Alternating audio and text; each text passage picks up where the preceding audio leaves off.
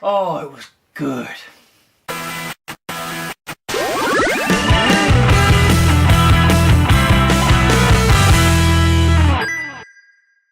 Hi guys, welcome to Nerdbytes. This is going to be my spoiler review for the finale for Season 7 of Game of Thrones. Yes, of course there will be spoilers throughout the entire video. Make sure you've gone and checked out the episode first before you see my review. I'll be giving my final verdicts for the entire season at the end of this episode, so skip to the end if you want to know what that is. Oh, what a finale. Oh god, I mean, some of the stuff was kind of obvious and kind of expected, but I couldn't give a shit. Everything satisfied me in this episode. It was some shocking moments, there were some moments I knew were blatantly going to happen, but they were still awesome when I saw them. Just everything about this episode was a great final finale, and it should and needed to be, considering we've got to wait till now 2019 before we're going to get any more Game of Thrones. So we're kicking in with the entire truce scenes, basically. They get to King's Landing to try and convince Cersei about these Whites and the White Walkers and all this kind of stuff. And the whole scene is all in the Dragon Pit, obviously where the dragons used to be held back when the Targaryens were in charge. And all the scenes that were really good, because there's so many characters involved here. There's loads of them here that don't like each other, or they have problems in the past. The moment with the Hound in the Mountain, that just like teasing Clegane Bowl, you know what I mean? Teasing that moment where we're going to be having these two go against each other. I thought it may happen in this episode, but I think they're leaving it for a later time. But that was a really nice little scene. With the Hound and Brienne, that kind of reconciliation as they're walking up, that was good. Tyrion and Bran had a nice little moment as well. Daenerys coming in badass fashion on top of Drogon after everyone is already there. I mean, she just knows how to make an entrance. The great thing is that everyone's obviously a little bit shocked with the people seeing dragons for the first time, except Cersei's not really fazed by it. And then when they eventually show her the White, she is shit scared, and it almost gets her, and then Hound pulls it back, and then Jon does the demonstration about killing it with fire and killing it with dragon glass. The whole thing was really, really well done. And seeing that fear in her eyes makes you just realise, yeah, this shit's fucking real, man. They kind of come to a sort of agreement, but only if Jon decides to stay where he is and bend the knee to this queen. And Cersei, you know, obviously put bend the knee to Cersei, and he says no because he's already bent the knee to Daenerys, and then Dany and Tyrion get pissed off because he didn't just lie just so he could get what we need to get. But it's the same characters. Jon is the same as Ned, he won't lie, he's got honour, and all that kind of stuff. And because of that, Tyrion has to go and talk to his sister alone, even though she clearly wants him dead and always has done. And that is a very tense scene. That scene, seriously, I generally thought Tyrion is going to die, and I didn't think I'd expect that in this episode. I thought maybe he'll be at the end of the final season, but right here they got me hook, line and sinker. I thought, yeah, his days are numbered, she's going to kill him because she wants him dead. And the whole scene was really well structured. The actors did really well in that scene and made me believe that he would die, and they kind of come to an understanding. But the thing is that's weird, that we'll get into later on as well, you don't see the end of the conversation, so you don't know what they actually come to agreements over, because he comes back a few minutes later to the rest of them, and basically he's convinced her, we all stand together and fight this enemy, blah blah blah blah, and they believe that, and off they go. So what was the end of that conversation? Nice little scene with Jon and Theon, that was good. He kind of forgives him for all his other crimes and everything, and he basically gives him the kick out the door that he needs to go and save his sister. That was a nice little scene for them. Euron, he kind of bails halfway through when he sees this White for the first time. He bails and off he goes. Then you find out later on that it was all a plan of Cersei. He's actually going off to get more warriors for her, because even though she said she's going to help them out, she isn't going to help them out. I was like, classic bitch. I generally thought maybe she's turned a corner here, and then no, straight back, she's become a complete bitch again, and Jaime's trying to convince her for the rest of this episode of why that is such a bad idea. And that even gets to a scene where potentially even Jaime was going to die, and again they got me hook, line and sinker. I thought that Jaime was going to die. She was really quite horrible to him, and he's basically saying, look, if we leave them to it and they die, the dead come and kill us. If they then succeed, they're going to be pissed off because we betrayed them, and they're going to come and kill us. It's a lose-lose situation, and I'm sticking to my oath of saying that I'm going to go and help them, like we said that we would. And she wasn't having any of it. She was going to get the Mountain to even kill him, and he just off he wanders, and then he completely leaves her behind, and the last time we see Jaime, he's off on his horse, I assume to Winterfell, to help do exactly what he said he was going to do. But she's really just making enemies of absolutely everybody. The one person that was by her side is now bailed, and that's just, she's an idiot. She really is a moron. She just even though it's right in front of her, she cannot see the bigger picture, and it really is going to be her downfall. Littlefinger, dead, and quite rightly so as well. This entire series, the entire war that has happened, is all down to him, with the little notes in people's ears and the little things he's done, killing Jon Arryn and betraying Ned, betraying Catelyn, betraying Sansa. All this stuff, it's all happened because of him.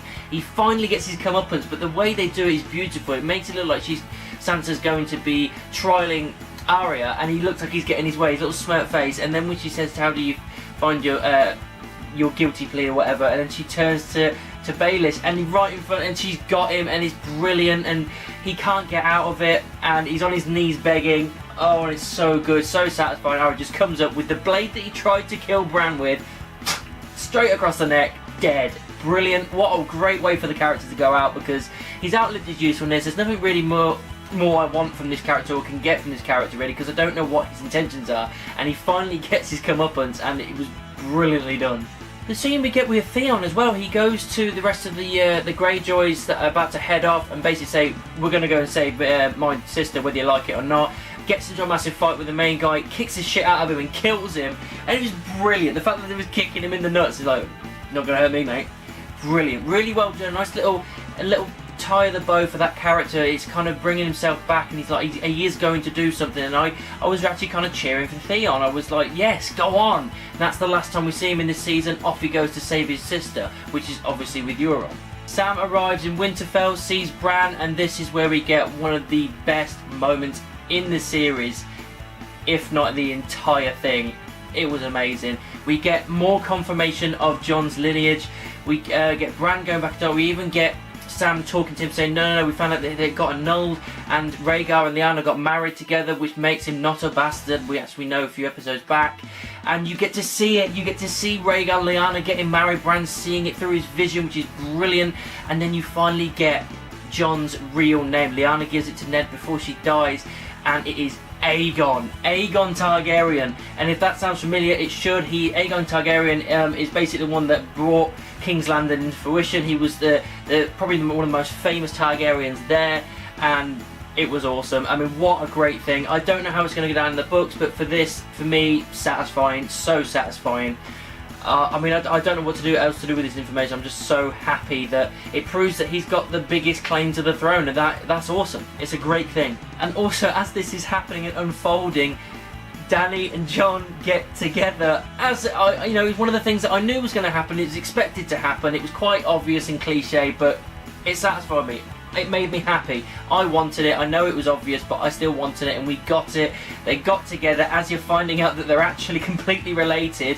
And so yeah, they get together.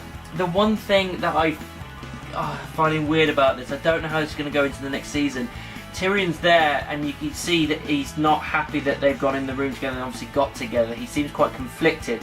Now, to me, that's something to do with the previous conversation he had with Cersei, the one we didn't get to see the end of. And to me, it seems like maybe he's the one that's going to betray Dany. There's some kind of deal he's maybe made with Cersei, which I generally don't know. The reason this is because obviously she said that she's pregnant, and he feels remorse because obviously her kids are now dead and there's a new one on the way. He doesn't want that kid to not have a life. So it's all down to that, really. I don't know. Maybe that'll be the bittersweet ending that George R. R. Martin's on about, and I hope not, because we all love Tyrion so much, and the last thing we want is for him his last ever deed is a bad deed. You know what I mean? But we'll see how it goes. But that's some really, really difficult ground for the next season. The final scene, the last scene we're getting until 2019. Eastwatch at the wall with Tormund and the rest of the Brotherhood, and obviously a few of the Night's Watch. And oh god, it's so amazing. I mean, it seemed like it was obviously going to happen, but Christ, it was entertaining. It was so awesome. You see the Whites and the White Walkers all coming out of the woodwork, the giants and that, and they're all piling out. They're at the wall. They're finally at the wall. And then you hear this roar, and you see Viserion being ridden by the Night King, this ice dragon, and then just ploughing his ice breath into the wall, destroying it. A massive open area right by Eastwatch. He's killed a lot of people. Tormund's still alive as far as I know. blasting it open, and then they start walking in and they start heading down towards the north, down to Winterfell, and that is how the season ends, with him flying over the top. And Christ, they're really going to pick up the pace next season, because that is a hell of an ending to go out on. Oh god, it was so entertaining. It was an awesome thing to see the Night King riding a dragon. It was an epic moment to finally see the wall go down, and it's showing that as soon as the season starts next season, it's really going to kick into high gear, because you know, the north, you know, Winterfell isn't that far away from the wall, and considering all these time jumps we've had through this season and everything, and not fucking around, we've only got 6 episodes, they are not going to screw around. They're going to get straight onto it, and that, god, I cannot wait. Overall, guys, this episode was incredible. What a finale, and the season in general was an incredible season, probably one of my absolute favourite seasons of all time.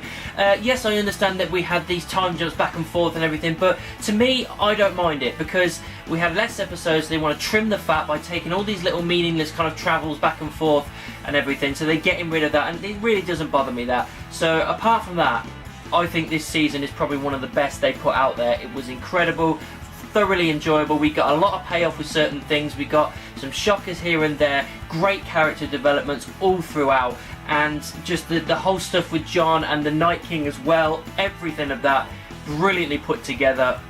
I cannot wait for the final season, but god, we're gonna have to wait for a damn long time to get to it, and I think it's definitely fair to give this season 5 stars. So that's what I thought of the finale for Season 7, and indeed the entire season. What did you think about it? Let me know down in the comments, or send me an email. You can also find me on the various social media, Facebook, Twitter, Instagram, moviepilot.com. Just type in Nerdbytes anywhere and I'm sure you'll find me. Don't forget to like, subscribe and share my videos. And of course, keep it nerdy.